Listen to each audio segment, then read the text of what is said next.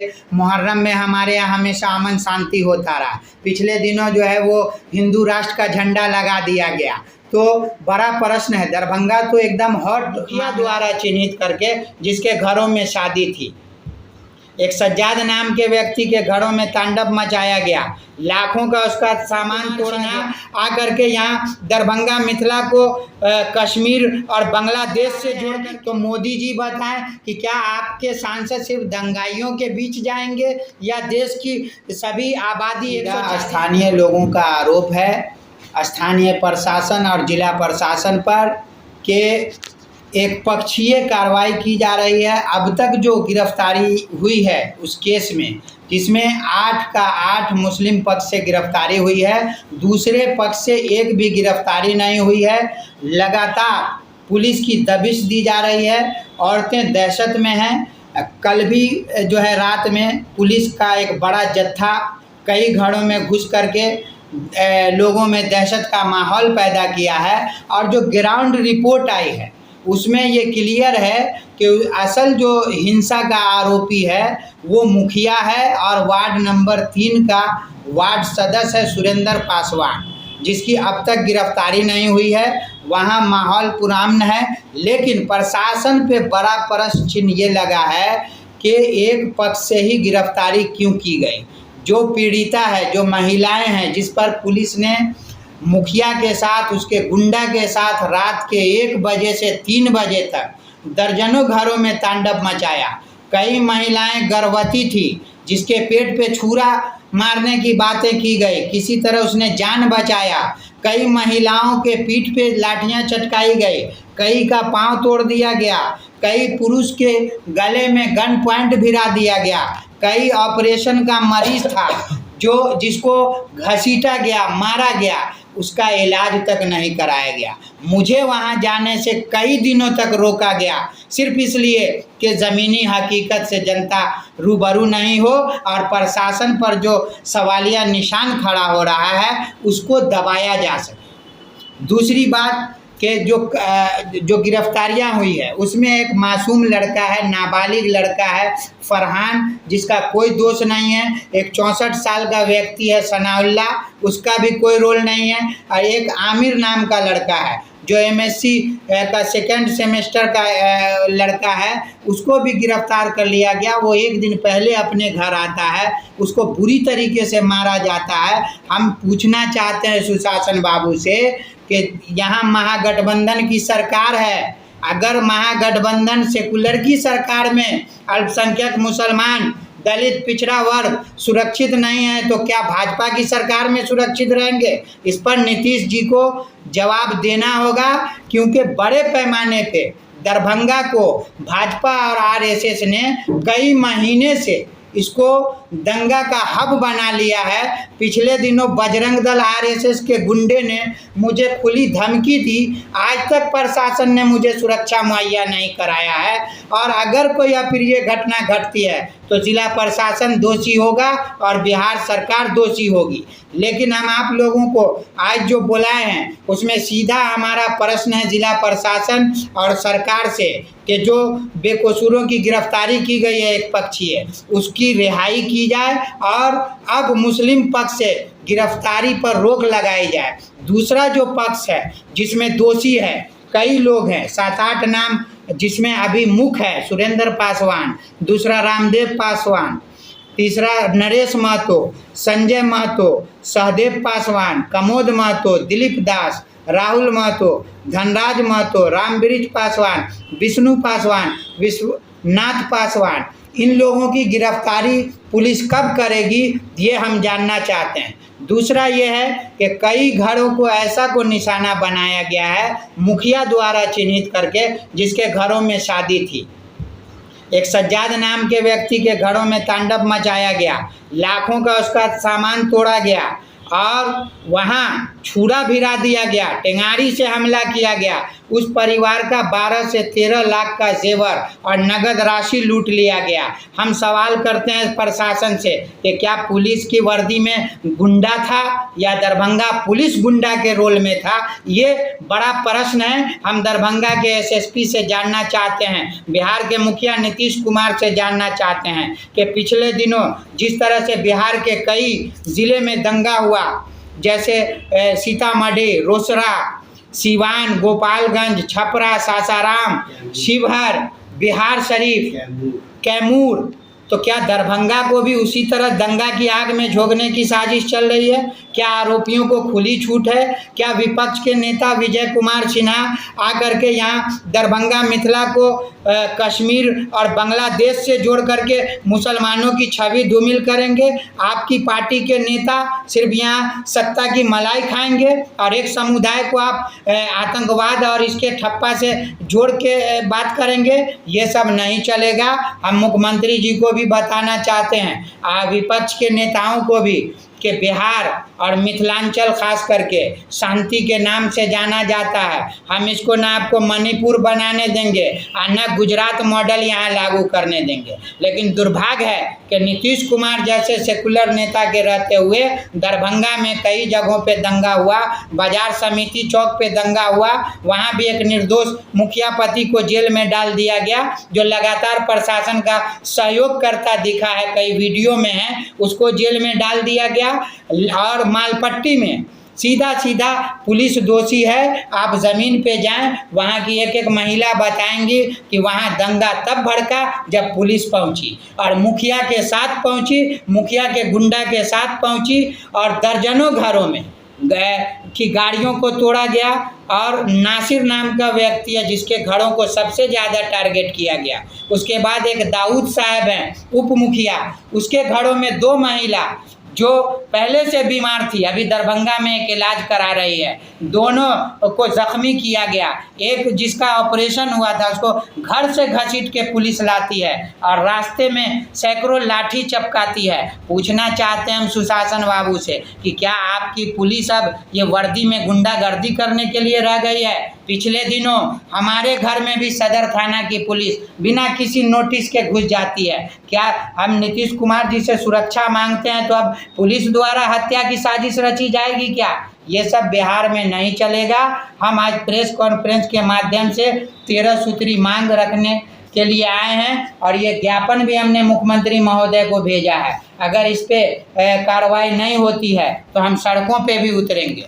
हमारी जो मुख्य मांग है वो हम चाहते हैं कि आपके माध्यम से जो 13 सूत्री मांग है उसमें है कि रात्रि में घरों में घुसकर पुलिस द्वारा दहशत का माहौल नहीं बनाया जाए।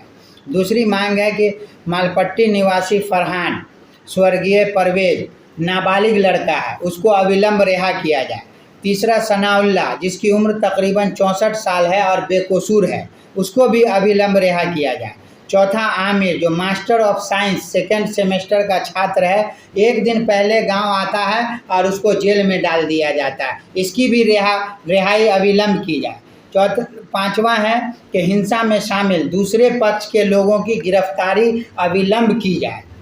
छठा हरिहरपुर पंचायत धर्मपुर निवासी सरपंच अब्दुल राजिक साहब पर दबाव नहीं बनाया जाए, क्योंकि जो सांसद हैं अशोक यादव और जो भाजपा के नेता लगातार वहां जा रहे हैं, उन्होंने बल्कि एक तरह का थ्रेट दिया है कि जब तक ये सरपंच की गिरफ्तारी नहीं होगी तब तक हम मालपट्टी को शांत नहीं रहने देंगे। तो हम तो प्रशासन से कहेंगे कि सांसद पर भी मुकदमा दर्ज किया जाए।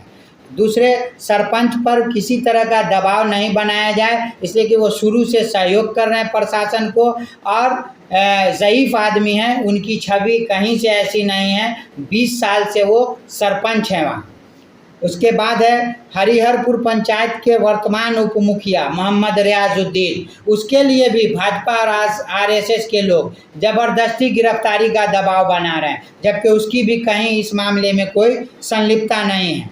उसके बाद है कि लगभग दर्जनों घरों में लूटपाट की गई है, जिसकी हम निष्पक्ष जांच चाहते हैं और जिसका लाखों लाख का क्षति किया गया है, उसको सरकार अपने स्तर से मुआवजा दे। मालपट्टी निवासी नासिर, जिसके घरों में तोड़फोड़ किया गया, लगभग 1 लाख की नकद राशि और 5 लाख का जेवर। इस घर में भी 2 बच्चियों की शादी होनी है, जिसका जेवर था उसको भी लूट लिया गया। उस घर में आपको हैरत होगी कि एक भी मर्द गांव में नहीं है, सब प्रदेश में है। तब उस घर में पुलिस और मुखिया जाकर के तांडव मचाया है, उसे भी मुआवजा दिया जाए। मोहम्मद सज्जाद, जिसकी लड़की की शादी का डेट पड़ा हुआ था, उसके घर में लगभग 12 से 13 लाख रुपए का जेवर और नकद राशि थी, जिसे लूट लिया जाता है। और पुलिस के जवान और मुखिया के गुंडे उसके घरों में घुस करके आईना में बाल झाड़ते हैं। तो ये सबसे गंभीर मामला है कि जिस पुलिस पर हम लोग भरोसा करते हैं, जिससे सुरक्षा की गुहार लगाते हैं, अगर वही तांडव मचाए तो बताएं नीतीश कुमार जी कि किसके पास हम जाएंगे गुहार लगाने।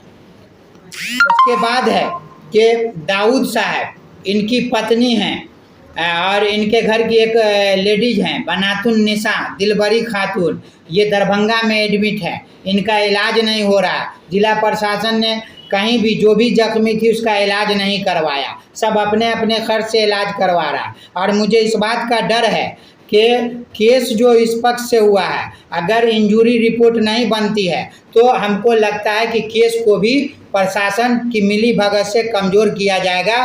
तो हम मांग करते हैं कि जितनी महिलाएं जख्मी हैं उसका इलाज हो और उसका इंजरी रिपोर्ट इस केस में लगे और सभी दोषियों पर जो धारा है उसके तहत कार्रवाई हो।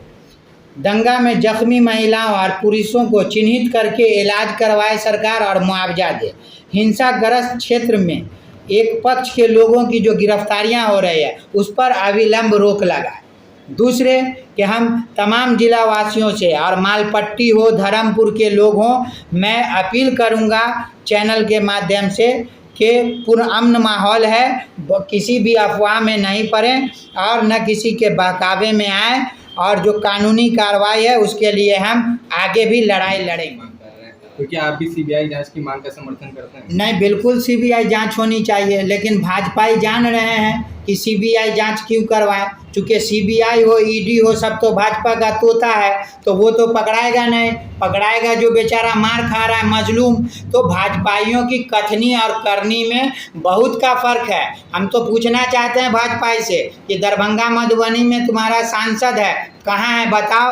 5 साल होने को है, एक जनता के बीच दिखा दो। सिर्फ ये दंगा में नज़र आते हैं। तो मोदी जी बताएं कि क्या आपके सांसद सिर्फ दंगाइयों के बीच जाएंगे या देश की सभी आबादी 140 करोड़ के बीच जाएंगे? ये दंगाई पार्टी न बने और बेटी की इज्जत लूट पार्टी भी नहीं बने। अब तो लगातार ये चल रहा है कि भाजपा से बेटी बचाओ। दूसरा सवाल है कि सर, जब यहाँ दंगा होता है तो भाजपा के विपक्ष के नेता बिहार विधानसभा के पहुँच जाते हैं, लेकिन जो सत्ताधारी नेता है, जो अल्पसंख्यकों के हिमायती बताए जाते हैं, उनका कोई नेता अभी तक नहीं पहुँचा। नहीं, बिल्कुल सही प्रश्न है आपका।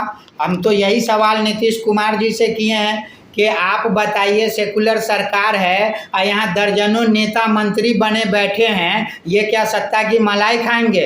और यहाँ के लोग मूर्ख बैठे हैं जो आपको वोट देंगे, आप 24 में मोदी जी को रोकिएगा। आए दिन हिंसा हो रही है, आपके नेता कहाँ हैं? किस बिल में छिपे हैं? सिर्फ जेडीयू, आरजेडी और कांग्रेस की रैली में दिखेंगे। जनता समझ गई है, सुशासन बाबू का जो नारा है लगता है वो फ्लॉप हो रहा है और न्याय के साथ कानून की भी धज्जियां उड़ रही है। और उसमें कहीं ना कहीं महागठबंधन के नेता नीतीश कुमार जी को की छवि को धूमिल करने में उनकी अहम भूमिका है।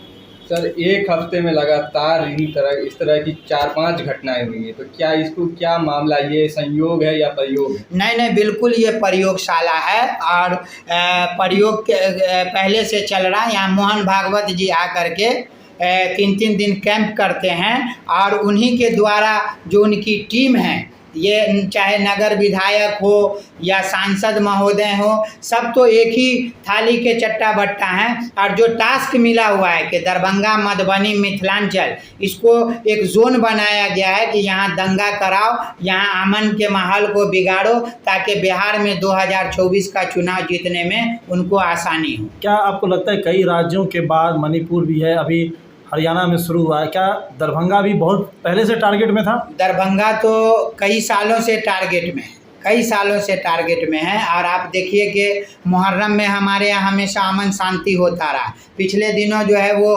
हिंदू राष्ट्र का झंडा लगा दिया गया, तो बड़ा प्रश्न है। दरभंगा तो एकदम हॉट मामला है अभी पूरे भारत में। मैं ये कह सकता हूँ कि मिथिलांचल का ये दरभंगा मधुबनी बिल्कुल हॉट है, और कहीं ना कहीं भाजपा जो है इसको हॉट सीट बना करके और खेल रही है। नीतीश कुमार जी को इसको समझना होगा और ऐसी ताकतों को समय रहते रोकना होगा। रामनवमी के वक्त जो हिंदू राष्ट्र का झंडा लगा, जिस इलाके में लगा वहाँ तो ऐसा कुछ हुआ नहीं, दंगा नहीं हुआ, ना कुछ हुआ। नहीं, वहाँ समय रहते हम जैसे लोगों ने लड़ा, प्रशासन को लिखा और मुकदमा हुआ, गिरफ्तारियां हुई, और उसका नतीजा आपने देखा होगा कि मुझे प्रशासन की मौजूदगी में थ्रेट किया गया कि ईंट से ईंट बजा देंगे, नजर आलम को दरभंगा में नहीं रहने देंगे। हम तो पूछना चाहते हैं प्रशासन से कि डेली मर्डर हो रहा है और छानबीन उसकी चल रही है, फाइल धूल चाट रही है।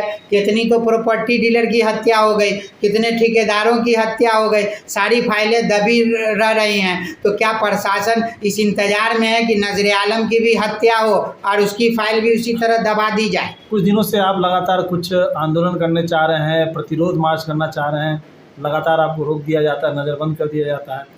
अभी लगातार हुआ ना, मणिपुर वाले में नज़रबंद किया गया, और ये मालपट्टी हमको 23 तारीख को ही जाना था, लेकिन मुझे लगातार मुहर्रम का लॉ एंड ऑर्डर का हवाला दे करके मुझे डिटेन किया गया। लेकिन यही सवाल तो हम प्रशासन से कर रहे हैं, और ख़ास करके नीतीश जी से, कि जो भाजपा के नेता आते हैं अब वो जाके वहाँ दंगा भड़काने की बात करते हैं, तो उस टाइम यही प्रशासन क्यों दोहरा चरित्र दिखाती है? क्यों नहीं ये हवाला दे करके उसे रोकते हैं कि लॉ एंड ऑर्डर बिगड़ेगा? तो ये दोहरा चरित्र नीतीश जी के भी प्रशासन का है। मुझे लगता है कि नीतीश जी को इससे खबरदार होने की ज़रूरत है, और अगर वो खबरदार नहीं हो रहे हैं तो फिर कहीं ना कहीं नीतीश जी भी भाजपा के सहयोग से चुनावी एजेंडा की रणनीति पे काम कर रहे हैं।